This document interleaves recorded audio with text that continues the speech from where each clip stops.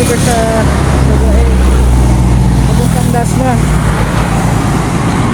Ano lang, maliit na item lang. Pabango ata yun eh. Naka-plastic kasi ng ano, kulay itim. Siyempre bawal naman yan tignan. Ito guys. Maliit lang. Sasabayan ko kapag baba ng kalabda. Ayan lang yung di-deliver natin guys. Sobrang liit lang. Kaya ano, hahanapan kayo ng kasabay. Babalik ako pag may nakuha ng kasabay. 1 hour later.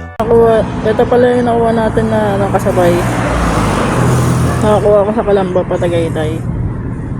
Ano lang siya, ink lang siya ng machine pang printing. Let's go. 1 eternity later. Yun guys, na-drop ko na yung ano, yung booking natin na galing ng Calamba to Tagaytay at Bae hanggang Dasma. Yun lang, tapos na.